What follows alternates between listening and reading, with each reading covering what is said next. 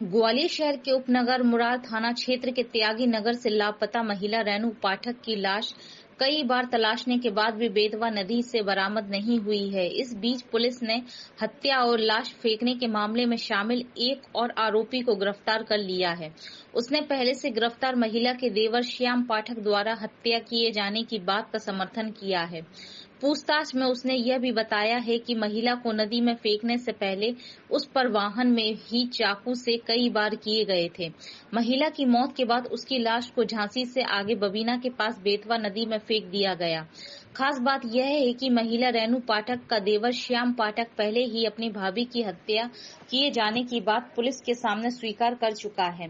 Police के तमाम प्रयासों और घटना के रिक्रिएशन के बावजूद अभी तक महिला की लाश नहीं मिली है। इस घटना में कुल 3 आरोपी शामिल बताए गए हैं, जिसमें देवर श्याम पाठक की गिरफ्तारी पहले ही कर ली गई थी। वहीं पुलिस की एक टीमें 3 बार बबीना के पास बेतवा नदी में मृतका की लाश को ढूंढने के लिए भेजी जा चुकी हैं। दरअसल त्यागी नगर में रहने वाली रेणु पाठक 17 अप्रैल को अचानक अपने घर से गायब हो गई थी। उसके पति संतोष पाठक का 5 साल पहले ही निधन हो चुका है।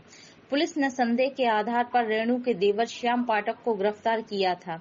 पूछताछ करने पर श्याम ने अपने साथी राजू और एक अन्य के साथ उसकी बबीना के पास बेतवा नदी में फेंक कर हत्या करने की बात कबूली थी।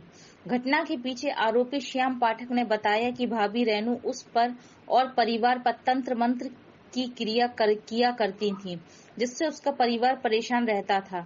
उसे अपनी भाभी के चरित्र पर भी संदेह था। आरोपी ने बताया कि 17 अप्रैल को वह अपनी भाभी रेणु को डबरा से लौट कर आने की कहकर अपने साथ लिवा ले गया था और उसी दिन उसने भाभी की हत्या करने के बाद लाश को नदी में फेंक दिया था।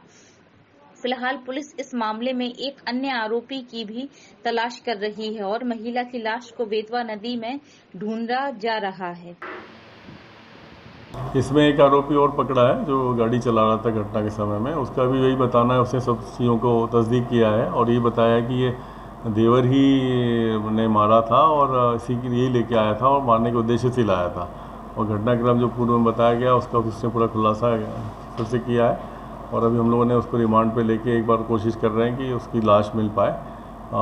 जो बेतवा नदी का ही उसने बताया है, तो एक बार पूरा उसकी सर्चिंग कर रहे हैं। इनका तो मूलतः घर का विवाद था आपस में। जो आरोपी है वो देवर लगता था और उसको ये लगने लगा था कि जो महिला है उसकी वजह से प्रॉपर्टी में भी और दूसरी चीज़ों में दिक्कतें होंगी, तो उस वजह से भी था। और कुछ इस तरह की भी बातें आ रही हैं कि वो कई और कारणों से भी अपने को उसको कहता था कि चरित्र पे खुद भी संदेह करता था और खुद का भी कुछ इसी तरह का था। तो इन सारी बातों के चलते उसने इस तरीके से कोशिश करी कि ये ख़त्म हो जाए तो मेरे को ये समस्या बाद में फेस नहीं करनी पड़ेगी। तो उसने इनको बुलाया और साथ में लेके गया, राजी मर्जी से लेके गया। और उसके बाद में जब वो उसका जो प्लान था, तो जैसे ही उसका ये हुआ कि अब मुझे ये करना है, तो उसने फिर उनका इस तरह से हत्या करी। अब इसमें ये भी बात आई कि चाकू भी मारे थे उसने, पहले अपने इसमें नहीं बताया था, जिस आरोपी ने बताया है। तो अभी उसकी घटनाक्रम की कोई तस्दीक करने रिमांड पे लिया गया आरोपी को।